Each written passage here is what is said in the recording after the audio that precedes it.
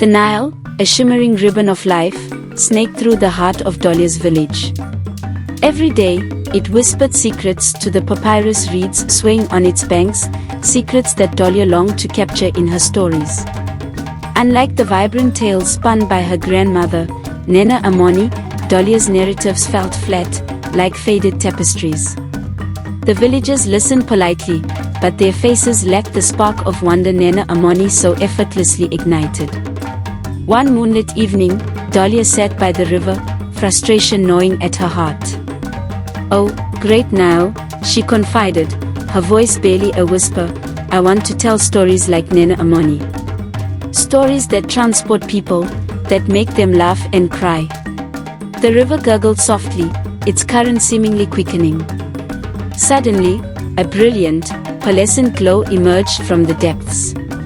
Dalia gasped as a small, perfectly round pearl broke the surface, pulsating with an ethereal light. With trembling hands, she scooped it up, its coolness sending shivers down her spine. A gentle voice, like the song of reeds in the wind, filled her ears. "This is a gift, child," it murmured, "use it wisely to share stories that touch hearts." Dalia's eyes widened. Could this be a dream? The pearl felt real, smooth and cool against her skin. The next morning, she showed it to Nana Amoni, her voice trembling with excitement. The old woman examined the pearl, her weathered face creased in thought. "The Nile is full of mysteries," Nana Amoni said finally, her voice laced with awe. "Perhaps this is a gift, Dalia. But remember, child, magic doesn't make a story. It's the sincerity, the way it connects with listeners, that truly matters." That night, Dalia sat beneath the star-dusted sky, the pearl clutched in her hand. A nervous flutter filled her stomach as she began her story, weaving a tale of a brave young princess on a quest to find a magical healing flower. As she spoke, something extraordinary happened. The air shimmered, and a scene materialized in front of the villagers. They gasped in wonder as they saw the princess, her face etched with determination, traversing lush, green meadows. As the story progressed, the scene morphed, revealing treacherous mountains and a shimmering oasis where the flower bloomed. When Dalia finished, the village was silent, stunned. Then, a wave of excited murmurs erupted. The villagers had never experienced storytelling like this. Dalia's heart soared. Could this be the gift of the pearl? News of Dalia's magical storytelling traveled like a desert wind. Soon, people from neighboring villages flocked to hear her tales. They marveled at the vivid scenes and lifelike characters that sprung from her words. Dalia reveled in their awe, basking in the joy of finally captivating her audience. One sunny afternoon, a richly decorated barge appeared on the glistening Nile, bearing the emblem of the vizier of a nearby city. Word had reached him of the girl who weaved magic with her stories, and he desired her talents for his opulent court. Fear mingled with excitement in Dalia's chest. She yearned for a wider audience, yet dreaded leaving the familiar comfort of her village. Nana Amoni sensed her granddaughter's trepidation. "Remember, Dalia," she said, her eyes crinkled with wisdom, "the greatest stories come from the heart. Speak your truth, and your magic will follow." With Nana Amoni by her side, Dalia set sail on the Nile. The opulent city was a stark contrast to her village. Golden domes glinted under the scorching sun, and bustling marketplaces overflowed with exotic wares. Dalia's stomach churned as she entered the vizier's opulent court. Marble floors gleamed under the jeweled chandeliers, and nobles clad in silks and satins adorned the room. The vizier, a portly man with a thick beard and eyes that glittered with avarice, eyed Dalia with suspicion. "Are you the girl with the magical stories?" he boomed, his voice echoing in the vast hall. Dalia swallowed, her voice barely a whisper. "Yes, Your Excellency." "Then entertain us," he commanded, gesturing towards a plush cushion. Dalia sat, her fingers clutching the pearl tightly. As she began the story, a familiar nervousness threatened to overwhelm her. But then, she remembered Nana Amoni's words. Taking a deep breath, she poured her heart into the tale. This time, the pearl's magic seemed muted.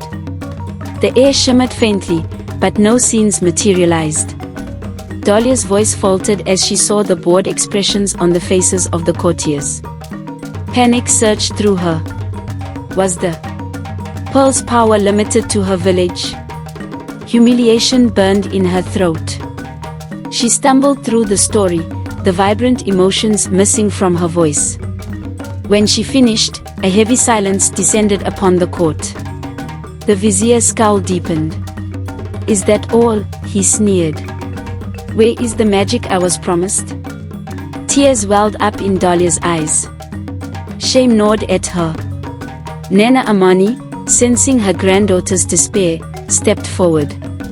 "Your Excellency," she said, her voice firm, "perhaps magic isn't always about grand illusions. Sometimes, the greatest magic lies in the emotions a story evokes." She turned to Dalia, her eyes filled with gentle encouragement. "Tell them another story, Dalia. This time, a story from your heart." Drawing strength from Nana Amani's gaze, Dalia closed her eyes and searched her memories. She thought of the Nile, its life-giving water nourishing the land and her village. She thought of the warmth of her grandmother's stories, the way they transported her to fantastical worlds. Taking a deep breath, she began a new story. This time, she didn't weave grand visuals with the pearl's help. Instead, she spoke of a young girl who lived by a river, a girl who yearned to capture the magic of stories. Her voice, filled with sincerity and longing, resonated through the court. She spoke of the girl's struggles, her doubts, and her grandmother's unwavering support. As she spoke, a hush fell over the court. The courtiers, initially indifferent, leaned forward, captivated by the raw emotions in Dalia's voice. They saw their own struggles reflected in the story, their own dreams reflected in the girl by the river. When Dalia finished, the silence stretched on. Then, a single tear rolled down the cheek of a stern-faced noblewoman. A ripple of emotion passed through the court. Soon, others were wiping away tears, some even sniffling. The vizier himself, his face softened, stared at the ground, a flicker of understanding in his eyes. Nana Amani smiled at Dalia, a proud glint in her eyes. Dalia realized she didn't need the pearl's flashy magic. The power of a story lay in its connection to the human experience, in the way it resonated with their hopes and fears. The vizier stood up, his voice gruff but sincere.